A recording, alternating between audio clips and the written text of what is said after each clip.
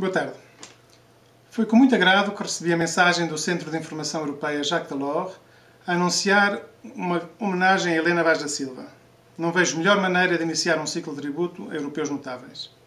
Fiquei também particularmente honrado e sensibilizado por me ser dada a oportunidade de me associar a esta merecida homenagem.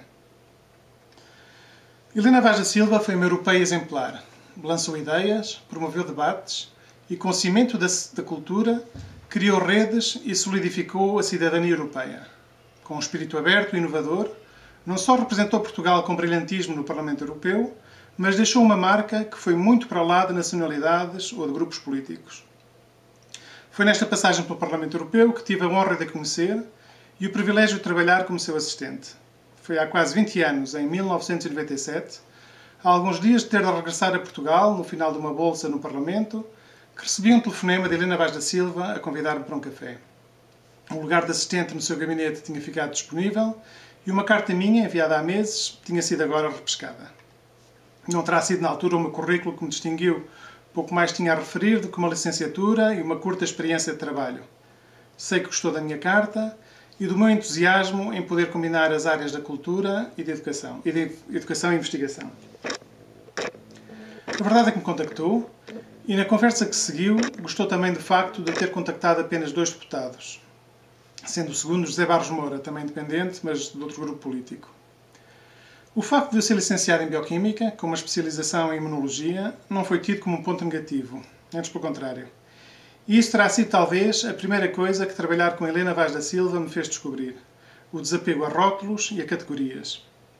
Disse-me um dia que o importante é saber pensar. E nesse período em que pude privar do seu dia-a-dia no Parlamento, julgo que não deixei de aprender a pensar. Foram 2 anos e meio de descoberta. 2 anos e meio que hoje passam num abrir e fechar de olhos, mas que na altura mudaram como nunca a minha maneira de ser, de estar e de pensar. Era uma pessoa com uma capacidade de trabalho incrível. Quando regressava a Bruxelas, depois de vários dias fora, eu dava-lhe uma pilha de cartas, documentos para responder, decisões a tomar, mensagens a enviar. Ela sentava-se à mesa de manhã, mais tarde almoçava a tosta mista e a água que eu lhe trazia e não se levantava até estar tudo despachado. O seu poder de persuasão, inteligência e rapidez de decisão explicam a capacidade extraordinária que tinha para estabelecer ligações entre pessoas, para criar redes de projetos e ideias. Lembro-me de parcerias marcantes que eu vi nascer, desenvolver e serem acordadas no decurso de um só telefonema. Mas era capaz também de passar horas com outras situações que teriam um impacto menor, mas que não lhe eram menos importantes. Foi o caso da batalha que travou para conseguir trazer a Bruxelas um miudinho da Madeira, de família humilde, que tinha sido selecionado para participar numas jornadas de poesia infantil, mas que os pais e sobretudo a professora achavam que não devia viajar. Não me esqueço de a ver, semanas depois, sentada no chão na Maison Internationale de la Poésie, com esse miúdo e muitos outros de toda a Europa a ler versos, não sei em que língua. No Parlamento Europeu seguimos 3 comissões parlamentares: Cultura, Educação, Juventude e Meios de Comunicação, Investigação e Energia e Direitos das Mulheres e Questões de Género. A prioridade é claramente para as questões da Comissão Cultura. Travou batalhas duras para reforçar o papel da cultura no Tratado de Amsterdão ou para defender questões de património ou de redes culturais ou educação. O seu relatório foi fundamental para redefinir a diretiva TV Sem Fronteiras. Mas não deixava de trabalhar ativamente também nas outras comissões e, quando intervinha nas reuniões ou nos textos em discussão, fazia-o sempre de maneira brilhante.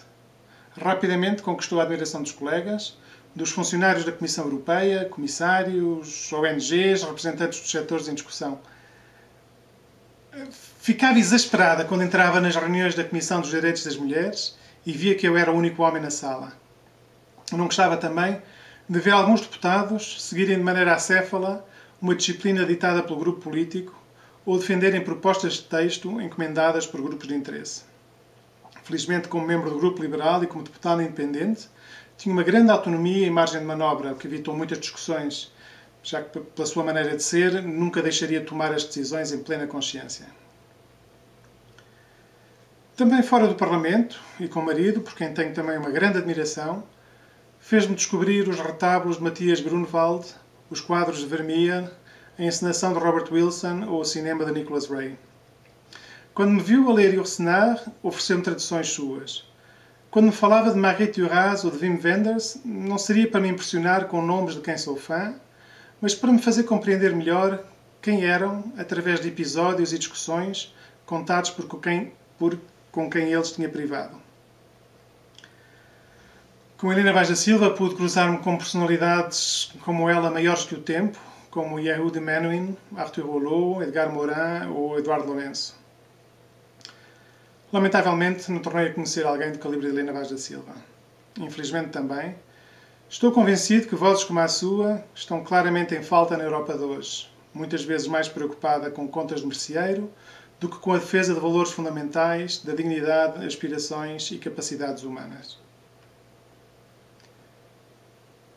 Sinto ainda hoje a falta de Helena e de Alberto Vaz da Silva. Na altura em que nos cruzámos, sabia que tinha por eles uma admiração sem limites, mas não me apercebi do impacto que em mim causaram. A admiração manteve-se até hoje e julgo que ficará para sempre, mas junta-se-lhe agora o reconhecimento do muito que aprendi e das influências que recebi e que me moldaram no meu desenvolvimento pessoal, intelectual e profissional. Agradeço assim mais uma vez a oportunidade que me foi dada de testemunhar publicamente essa minha admiração e reconhecimento. Muito obrigado. Boa tarde.